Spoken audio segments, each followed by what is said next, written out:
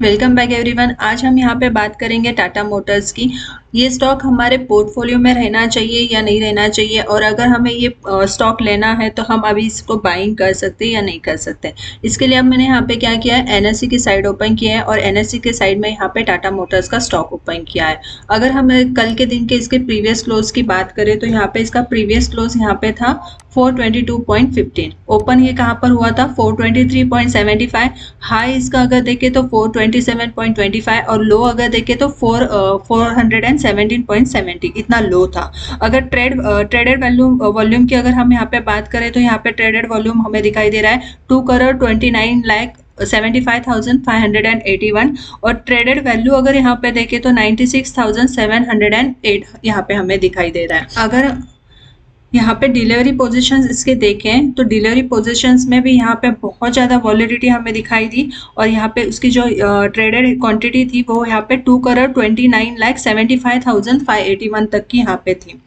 अब यहाँ पे हमें ये देखना है कि अगर हमें ये स्टॉक पोर्टफोलियो में रखना है तो इसके लिए हमें यहाँ पे कहाँ पे बाइंग करनी चाहिए और कहाँ पे इसको हम कहाँ तक इसको होल्ड कर सकते हैं और कितना हम यहाँ पे प्रॉफिट कर सकते हैं। तो इसके लिए अब हम क्या करेंगे, पहले जो इसका क्वार्टरली यहाँ पे रिजल्ट आया था, ये क्वार्टरली रिजल्ट हम यहाँ पे देखते हैं। तो इसके लिए मैंने यहाँ पे द इकोनॉमिक्स टाइम्स ये यहाँ पे ओपन किया है। के बाद में यहाँ पर हमें टाटा मोटर्स Q3 के रिजल्ट यहाँ पे हमें दिखाई दे रहे हैं।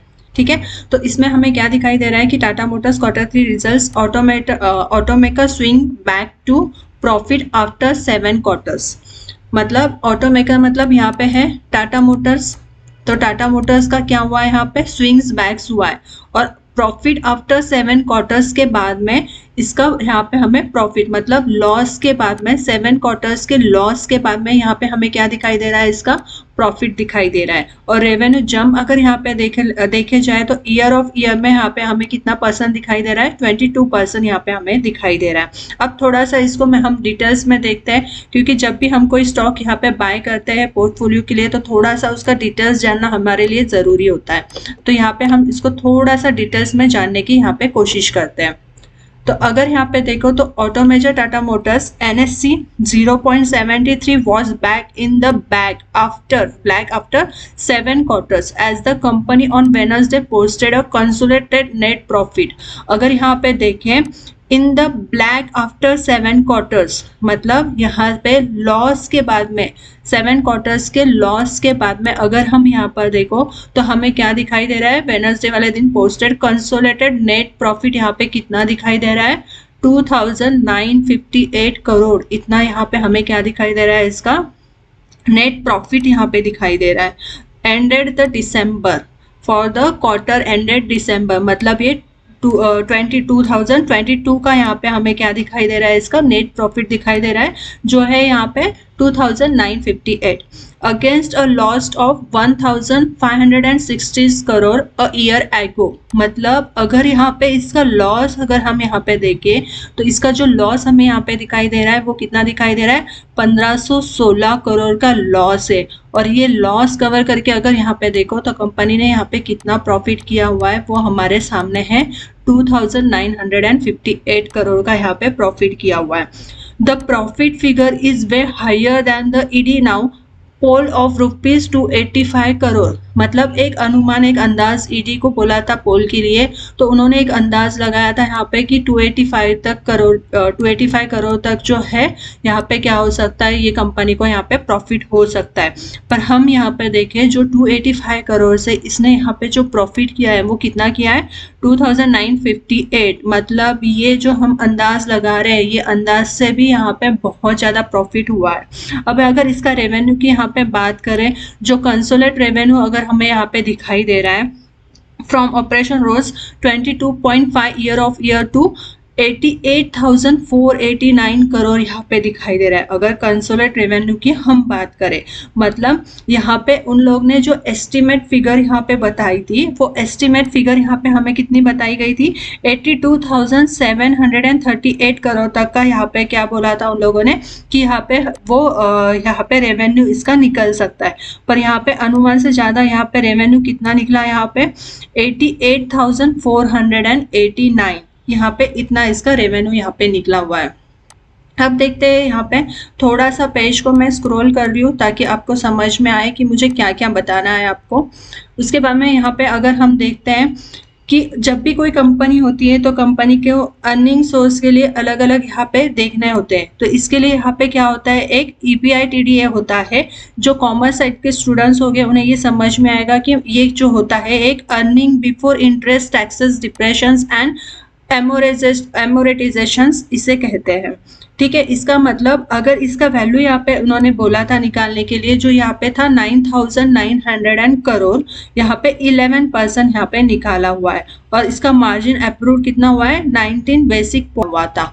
मतलब ऑल ओवर अगर यहाँ पे हम देखें, जो रिजल्ट्स यहाँ पे हमें दिखाई दे रहा है वो पूरा यहाँ पे स्ट्रांगली पॉजिटिव हमें यहाँ पे इसका रिजल्ट्स यहाँ पे दिखाई दे रहा है।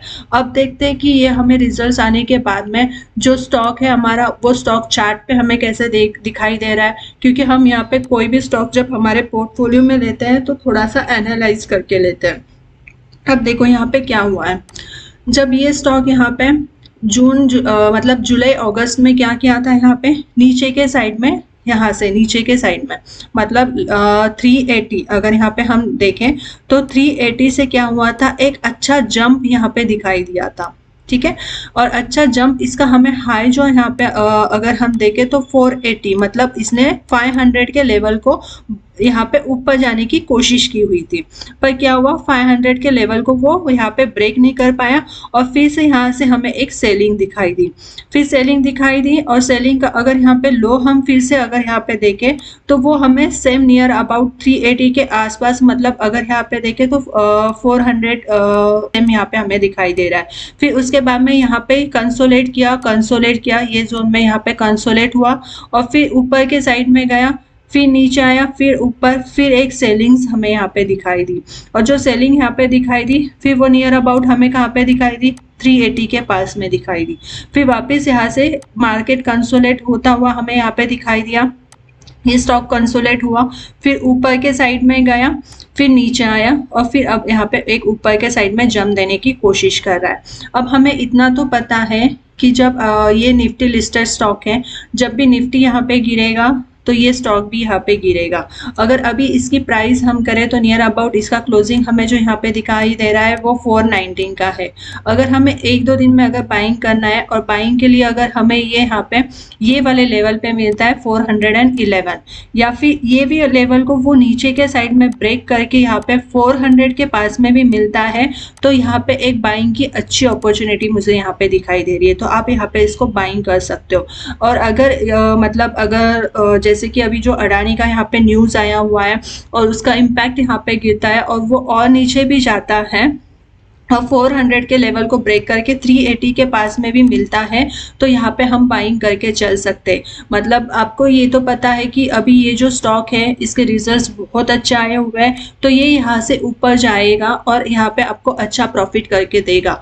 और अभी अगर इसने यहाँ पे मतलब कल के दिन में यहाँ पे अगर 419 के लेवल को, मतलब 419 या 420 के लेवल को यहाँ पे ऊपर के साइड में ब्रेक करता है, तो हमें यहाँ पे 427 के इमीडिएटली जो टारगेट यहाँ पे हमें दिखाई देंगे। और जब ये 427 के टारगेट को भी आगे ब्रेक करता है और हमें इसमें मतलब 427 के भी टारगेट को अगर ये आगे की साइड में ब्रेक करता है तो हमें यहाँ पे 450 तक के टारगेट यहाँ पे दिखाई दे सकते हैं। और अगर आप लॉन्ग पोजीशन इसकी लेना चाहते हो तो ये आपको लॉन्ग पोजीशन में 500 तक के टारगेट हमें अच्छे से यहाँ पे अचीव होके दिखाई देंगे।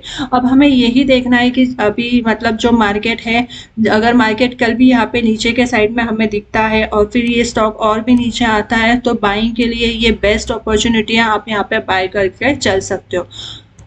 अभी अगर आपको ये वीडियो मेरा अच्छा लगा है और मैंने जो आपको यहाँ पे स्टॉक का ये डिटेल्स बताया आपको समझ में आया, तो वीडियो को लाइक कीजिए, शेयर कीजिए। और अभी तक मेरा चैनल अगर आपने सब्सक्राइब नहीं किया है तो आनिश खुशिया नाम से मेरा चैनल है, उसको सब्सक्राइब कीजिए। Thank you.